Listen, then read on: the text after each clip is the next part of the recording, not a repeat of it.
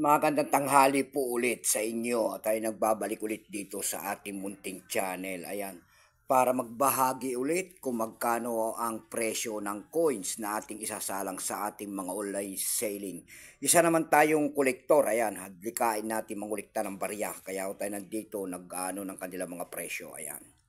Magandang tanghali po sa lahat. Excuse me po. Ang pag-usapan natin guys, ito po ay 25 centimos po. Ayan. Malabo 25 centimos po na wala ng halaga.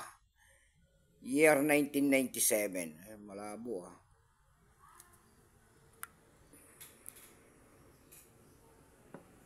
Ayan, year 1997 po. Ayan. Pagkatalikod naman po ay makikita natin ang isang imahe po ng isang year 1993, ang pagtatag ng ating Bangko Sentral, and then Catwheel po. Diyan po bumabase ang ating mga kolektor kung ano reverse uday ang isang coins. Ayan. Ang hinahanap natin dito ay year 2006, baka mayroon kayo niyan, at saka year 2008. Ayan, marami pang mga gasgas na yan guys. Oh. Ayan. Para mga error coins. Punong-puno na siya ng pakikipagdigma. Pero bago yan tayo magpapasalamat muna sa lahat ng ating mga masugid na tagapagsubaybay dito sa ating munting channel. Lalo-lalo na ang aking mga subscriber dyan. Thank you so much sa inyong lahat. Mabuhay po kayo in God bless. Yun naman po hindi pa po na nakapag-subscribe dito sa ating munting channel. Anyayaan ko lang sana kahit malaking tulong na po ubagay ang inyong magagawa. Tulad na lamang po sana kung magpindot ng ating subscribe button, like and share, para ma-update ko naman kayo sa mga bago ko pang ilalabas na video about coins, ang ating pinag-topic dito at pinag-uusapan po. Ayan. Yan, tingnan natin kung magkano na ang bintahan nito. Ayan. Pero bago yan, kilalanin mo muna natin ang coins na yan. Ayan, issue po niyan ay Philippines po. Period Republic, 1946 up to date po.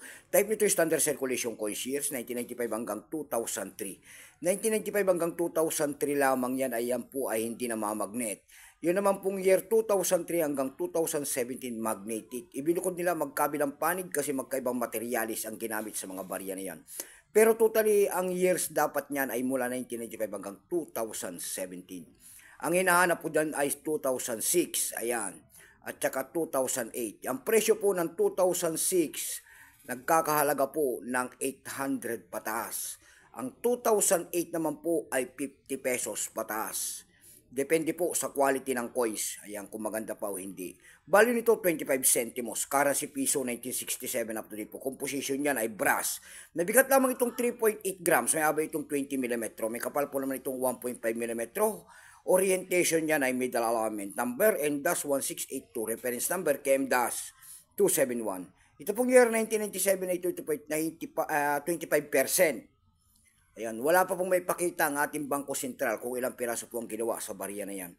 Pero may price appraisal na po, yan doon sa ating numista.com kung tawagin ng ating mga kolektor.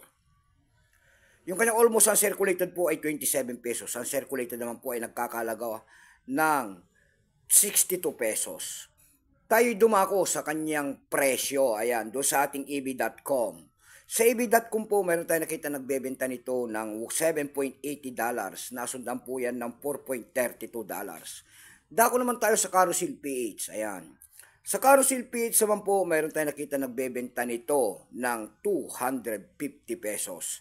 Nasundan po yan ng 100 pesos. Yung pinakamababa po na bintahan doon na ating nakita ay 50 pesos na.